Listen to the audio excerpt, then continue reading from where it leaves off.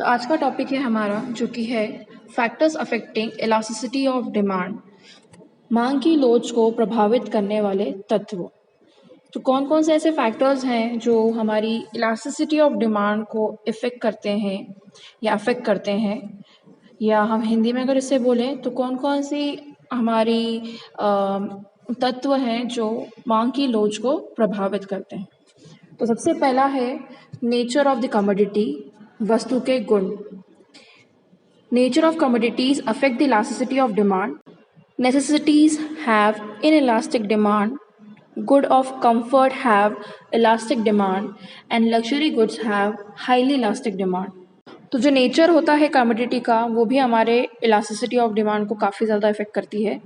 अगर नेसेसिटी वाली जो गुड्स हैं, नेसेसिटी वाली कमोडिटीज़ है जो बहुत ज़रूरी होती हैं, जिसको हम प्राइस के अकॉर्डिंग नहीं देखते, तो वैसी वाली गुड्स की जो डिमांड होती है वो कैसी होती है, इनइलास्टिक होती है। और जो गुड्स कंफर्ट वाले होते हैं उसकी डिमांड होती है इलास्टिक, और लग्जरियस गुड्स की हाईली इलास्टिक डिमांड होती है। तो जो नेसेसिटी वाली गुड्स है उसकी जो डिमांड इनइलास्टिक होती है, उसका मतलब ये है, इनइलास्टिक डिमांड का मतलब हम पढ़ चुके थे कि अगर प्राइस बढ़ रही है गुड्स की तब भी डिमांड में कोई फ़र्क नहीं पड़ रहा, तब भी लोग उस कमोडिटी को ख़रीद रहे हैं, तो वो हो जाती है इनइलास्टिसिटी ऑफ डिमांड। तो नेसेसिटी गुड्स जो होती है, जैसे कि मेडिसिन्स हैं जो बहुत ज़रूरी होती है एक इंसान के लिए, वो उसकी डिमांड इनइलास्टिक इसलिए कहलाती है क्योंकि भले ही उसकी प्राइस बढ़ती जाए लेकिन तब भी उसकी डिमांड जो है वो घटेगी नहीं, क्योंकि वो एक ह्यूमन बीइंग के लाइफ के लिए बहुत इंपॉर्टेंट है। तो इसलिए जो नेसेसिटी वाले गुड्स होते हैं, जो अनिवार्य आवश्यकता की वस्तु होती हैं, उसकी जो डिमांड होती है वो इनइलास्टिक डिमांड होती है। और जो कंफर्ट गुड्स होते हैं वो इलास्टिक डिमांड कहलाते हैं। मतलब जो आरामदायक आवश्यकता वाली वस्तु होती है उनकी जो मांग होती है या डिमांड जो होती है वो कौन सी होती है, इलास्टिक होती है। इलास्टिक का मतलब है कि जब हमारी प्राइस जो है वो कांस्टेंट रहती है और डिमांड जो है कैसी भी राइज होती रहती है किसी भी लेवल पे, तो उस टाइम पे डिमांड को हम इलास्टिक बोलते हैं। लेकिन हम बात करें लग्जरियस की या लग्जरी आइटम की, तो वो हाईली इलास्टिक डिमांड होती है। हाईली इलास्टिक डिमांड का मतलब है कि ऐसा सिचुएशन जब प्राइस जो है उसके अंदर बहुत कम चेंजेस आ रहे हैं लेकिन डिमांड जो है उस चीज़ की बहुत ज़्यादा हो रही है। तो अगर ज़रा सा ही प्राइस बढ़ रहा है, जैसे या ज़रा सा ही प्राइस कम हो रहा है लेकिन डिमांड जो है बहुत ज़्यादा प्रभावित कर रहा है, तो उस टाइम पे वो डिमांड जो है हाईली इलास्टिक डिमांड कहलाएगी। तो लग्जरियस गुड्स जो है वो हाईली इलास्टिक डिमांड होते हैं। अगर लग्जरियस गुड्स की, या जिसे हम बोल सकते हैं जो महंगी चीज़ें होती हैं, लग्जरी होती है, अगर उसकी कीमत में ज़रा सा भी गिरावट आता है तो उसकी डिमांड काफ़ी बढ़ जाती है। तो ऐसे टाइम पे उसकी डिमांड को हम क्या बोलेंगे, हाईली इलास्टिक डिमांड बोलेंगे। तो सबसे पहला वाला फैक्टर है नेचर ऑफ कमोडिटी। कमोडिटी के नेचर से भी हम बता सकते हैं कि कौन सा डिमांड उस पर रहेगा, इलास्टिक रहेगा, इनइलास्टिक रहेगा या हाईली इलास्टिक रहेगा। नेक्स्ट है जो कि है अवेबिलिटी ऑफ सब्स्टिट्यूट, या जैसे हम बोल सकते हैं हिंदी में स्थानापन्न वस्तुओं की उपलब्धता। Those commodities which have many substitute have highly elastic demand. ऐसी वस्तुएं जो जिसका बहुत ज़्यादा सब्स्टिट्यूट है, या जिन वस्तुओं की अनेक स्थानापन्न वस्तुएं होती है उनकी मांग अधिक क्लोजर होती है, और जिन वस्तुओं की स्थानापन्न वस्तुएं नहीं होती है उनकी मांग बेलोचदार होती है। मतलब जो वस्तु या जो कमोडिटी जिसकी सब्स्टिट्यूशन बहुत ज़्यादा होंगी तो वो गुड्स जो होंगे वो हाईली इलास्टिक डिमांड के होंगे, और ऐसी कमोडिटीज़ जिसके सब्स्टिट्यूशन नहीं होंगे वो हाईली इनइलास्टिक डिमांड होंगे। जैसे कि अगर हम बात करें, अगर कॉफ़ी की प्राइस में इंक्रीमेंट होता है तो कॉफ़ी का सब्स्टिट्यूट क्या है, चाय या टी। तो कॉफ़ी की अगर प्राइस बढ़ती है तो लोग वह क्या कर सकते हैं, चाय को ज़्यादा प्रेफर कर सकते हैं और चाय की डिमांड बढ़ सकती है। लेकिन अगर हम सॉल्ट की बात करें, नमक की बात करें, तो नमक का कोई सब्स्टिट्यूट नहीं। अगर नमक का कोई सब्स्टिट्यूशन नहीं है तो उस टाइम पे डिमांड नमक की गिरेगी जब उस नमक की प्राइस बढ़ेगी। तो जो ज़्यादा सब्स्टिट्यूट वाले गुड्स होते हैं उनकी जो डिमांड होती है वो हाईली इलास्टिक डिमांड होती है। अगर एक की प्राइस बढ़ती है तो दूसरे की डिमांड जो है वो ज़्यादा हो जाएगी, और जिसकी प्राइस बढ़ रही है उसकी डिमांड कम हो जाएगी। लेकिन ऐसी कमोडिटीज़ जिसका सब्स्टिट्यूशन नहीं है, कम है, तो उस टाइम पे उसकी जो डिमांड है वो इनइलास्टिक डिमांड कहलाएगी। थर्ड फैक्टर्स जो है जो इलास्टिसिटी ऑफ डिमांड को इफेक्ट करता है वो है जॉइंट डिमांड, जिसे हम हिंदी में संयुक्त मांग बोलते हैं। तो बहुत सारे सामान या बहुत सारे वस्तुएं ऐसे होते हैं जो एक साथ यूज़ किए जाते हैं हमारी वांट्स को सेटिस्फाई करने के लिए, या ऐसे गुड्स होते हैं जो एक दूसरे के बिना यूज़ नहीं किए जा सकते, और उन्हीं गुड्स को हम कॉम्प्लीमेंट्री गुड्स बोलते हैं जो एक साथ यूज़ किए जाते हैं।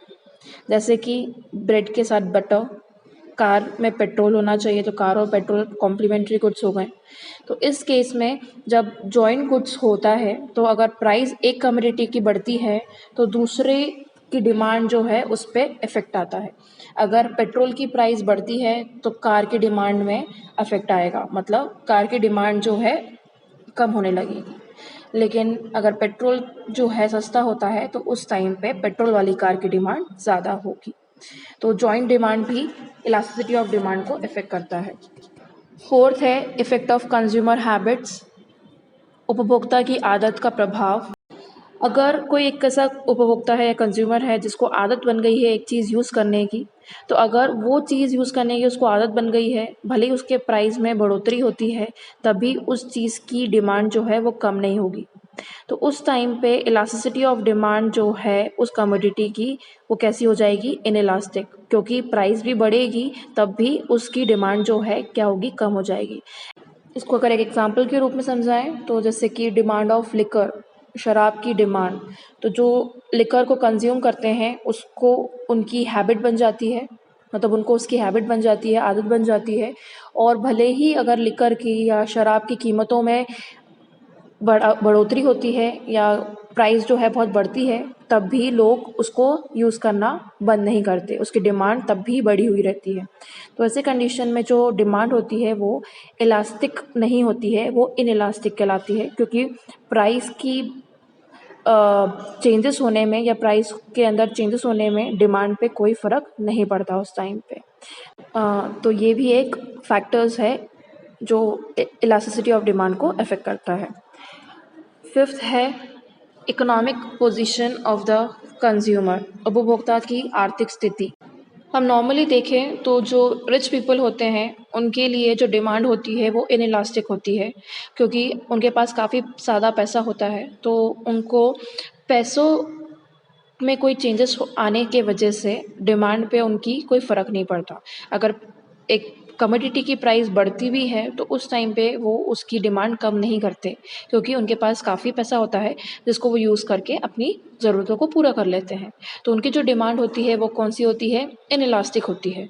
लेकिन अगर हम बात करें पुअर पीपल की या middle section of the society की, तो उस टाइम पे उनकी डिमांड कैसी होती है, इलास्टिक होती है, और वो किस पे डिपेंड करती है, प्राइस और डिमांड पे डिपेंड करती है। अगर प्राइस बढ़ती है तो डिमांड कम हो जाएगी उनके लिए उस चीज़ की, वो किसी और चीज़ को देखेंगे। लेकिन अगर उस प्रोडक्ट की प्राइस गिरती है तो डिमांड उस टाइम पे उस प्रोडक्ट की कैसी हो जाएगी, बढ़ जाएगी।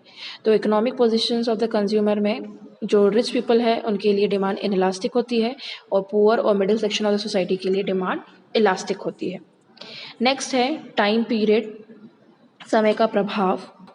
इसका मतलब है कि अगर किसी कमोडिटी या वस्तु के मूल्य में कमी या वृद्धि होती है तो उसकी मांग पर एकदम से प्रभाव नहीं पड़ता है।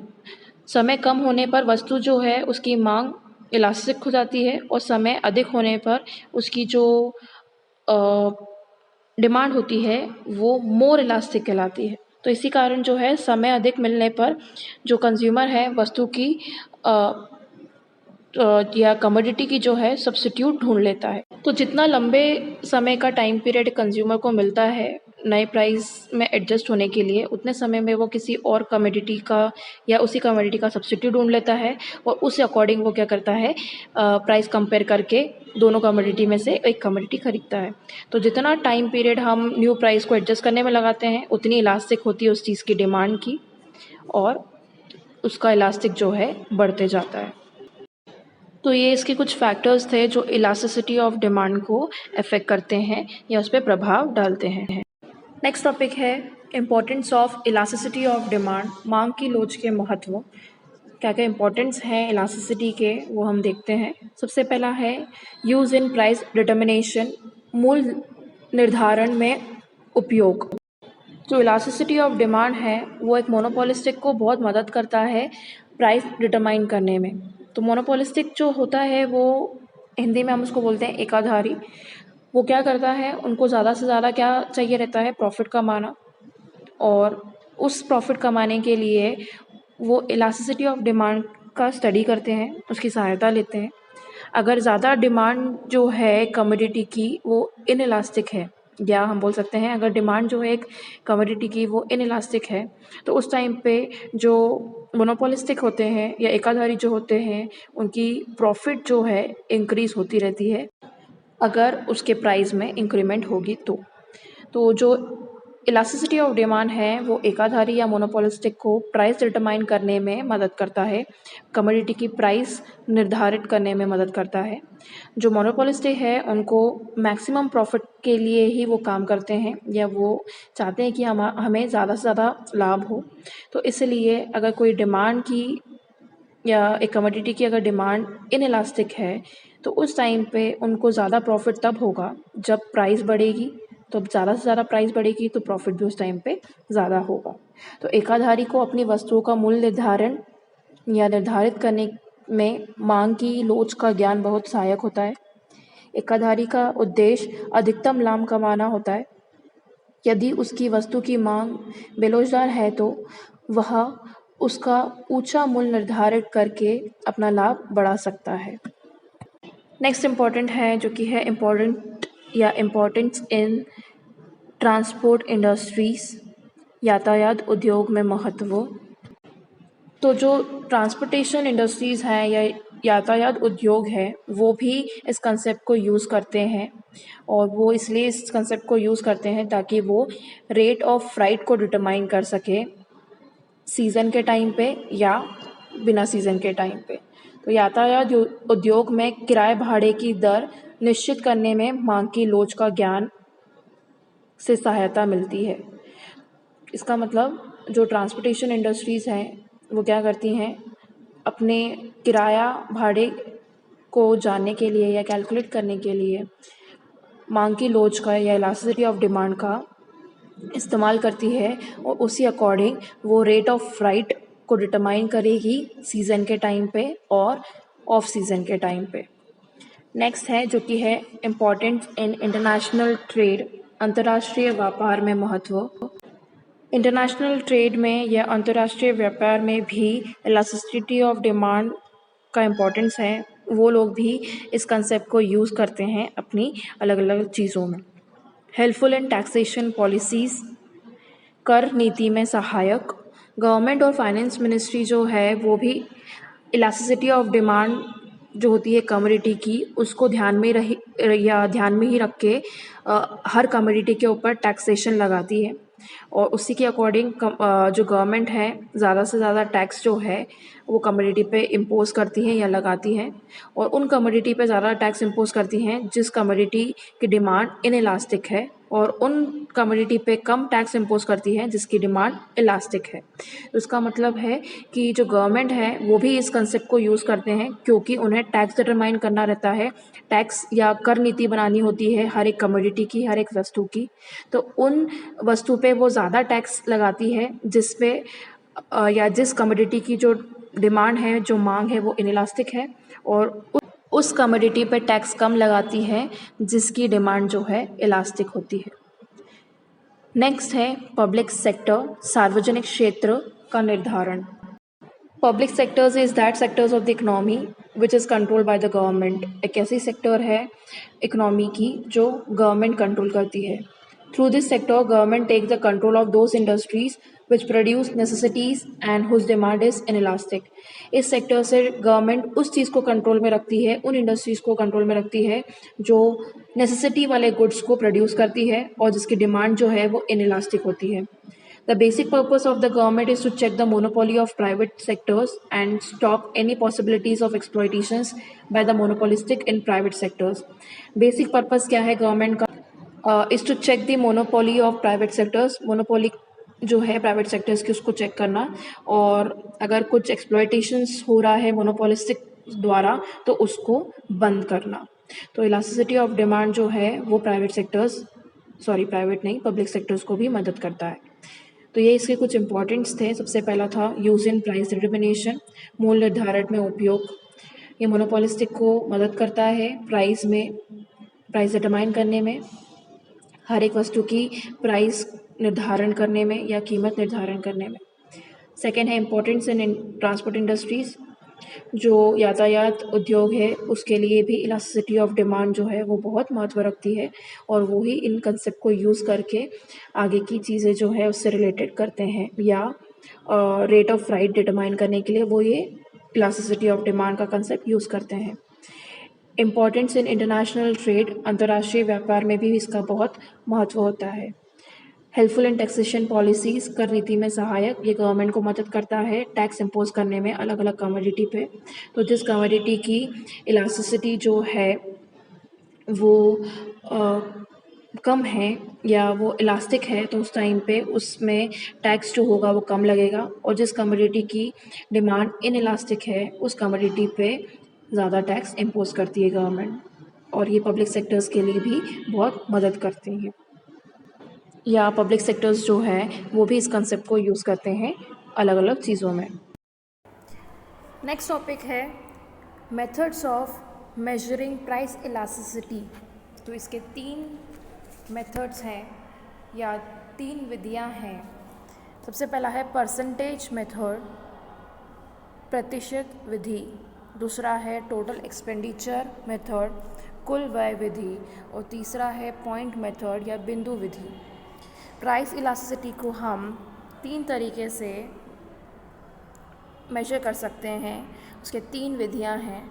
सबसे पहले हम स्टार्ट करते हैं पहली विधि से, पहले मेथड से, जो कि है परसेंटेज या प्रोपोर्शनेट मेथड, प्रतिशत विधि या अनुपातिक विधि। इस मेथड में जो प्राइस इलास्टिसिटी है वो मेजर की जाती है, और मेजर जो हम इसमें करते हैं वो कैसे करते हैं, परसेंटेज चेंज इन डिमांड को परसेंटेज चेंज इन प्राइस से डिवाइड कर देते हैं। तो प्राइस इलास्टिसिटी को अगर हमें इस मेथड से कैलकुलेट करना है तो हमें कैसे कैलकुलेट करना पड़ेगा, जो हमारा परसेंटेज चेंज हो रहा है डिमांड में उसे हम परसेंटेज चेंज इन प्राइस से डिवाइड कर देंगे तो इलास्टिसिटी ऑफ डिमांड कैलकुलेट किया जा सकता है। ये मेथड जो है प्राइस इलास्टिसिटी का मेजर करने का वो प्रोफेसर फ्लक्स ने दिया था। उनके अकॉर्डिंग ये इलास्टिसिटी को हम मेजर कर सकते हैं इस फॉर्मूला के बेसिस पे, और उनका फॉर्मूला था elasticity of demand equals to minus percentage change in quantity demanded divided by percentage change in price. तो क्वांटिटी डिमांडेड जो होता है अगर उसके अंदर चेंजेस आ रहे हैं तो उस percentage change in quantity demand को हम परसेंटेज चेंज इन प्राइस से डिवाइड कर देते हैं, तो इलास्टिसिटी ऑफ डिमांड कैलकुलेट किया जा सकता है। उन्होंने एक और फार्मूला दिया था, और वो फार्मूला था elasticity of demand equals to minus change in demand divided by original demand divided by change in price upon में ओरिजिनल प्राइस। अगर हम इसको सिंबल के फॉर्म में लिखें तो E D equals to, E D का मतलब है elasticity of demand, equals to minus Q1 minus 1 upon में Q divided by Q P1 minus P upon में P, और minus Q1 minus Q upon में Q इंटू P अपॉन में P1 minus P। तो percentage method से अगर आपको elasticity of demand calculate करना है तो उसके 2 फॉर्मूले हैं। पहला है minus change in minus percentage change in quantity demanded divided by percentage change in price, और ये मेथड किसने दिया था, प्रोफेसर फ्लक्स ने दिया था। दूसरा है टोटल एक्सपेंडिचर, या जिसे हम हिंदी में बोलते हैं कुल व्यय विधि। ये मेथड जो है प्रोफेसर मार्शल ने दी थी, और प्रोफेसर मार्शल के अकॉर्डिंग जो है इलास्टिसिटी ऑफ डिमांड हम कैसे कैलकुलेट कर सकते हैं।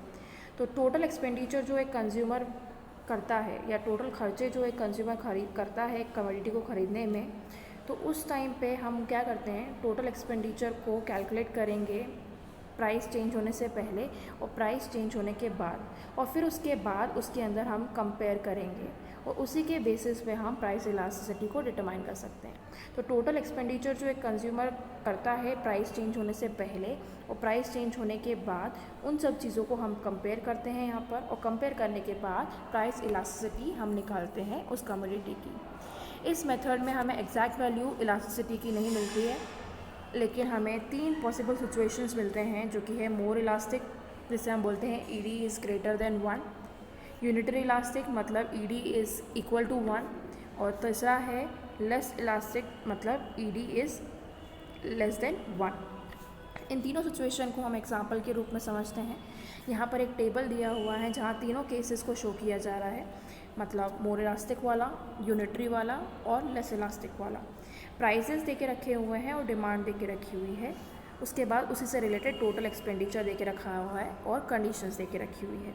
तो फर्स्ट केस में एक कमोडिटी को जब हमने ख़रीदा था तो उसका पर केजी प्राइस था 8, तो कंज्यूमर ने कितना ख़रीदा 3 केजी, तो 8 रुपये में उसने 3 केजी ख़रीदा, मतलब उसने कितना पैसा दिया 24, 8 × 3 24।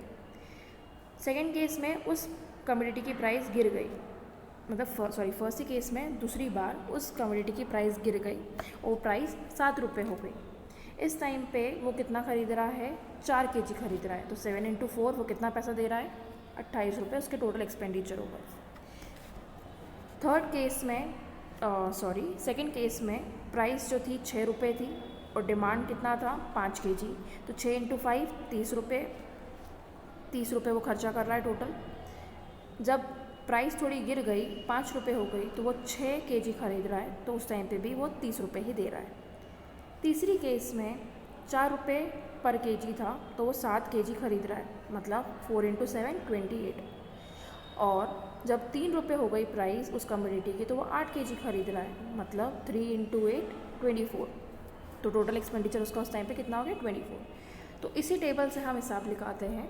अगर फर्स्ट केस में आप देखें तो प्राइस जो है वो क्या हो रही है, गिर रही है, 8 से 7 हो रही है, लेकिन उसके वजह से हमारा टोटल एक्सपेंडिचर क्या हो रहा है, बढ़ रहा है। पहले 24 था, उसके बाद क्या हो गया है 28, तो उस टाइम पे जो ED होगा वो क्या होगा, ग्रेटर देन 1 होगा और वो मोर इलास्टिक डिमांड कहलाएगा।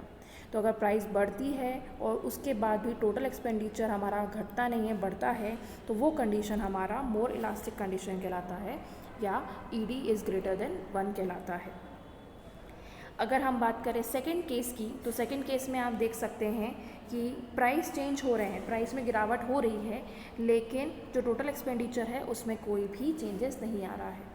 तो अगर प्राइस चेंज होती है, प्राइस फॉल होती है और उसके बाद भी कोई चेंज हमारे डिमांड में नहीं आता है, टोटल एक्सपेंडिचर में नहीं आता है, तो उस टाइम पे वो यूनिटरी इलास्टिसिटी डिमांड कहलाएगा, मतलब ED इज़ इक्वल टू 1 कहलाएगा।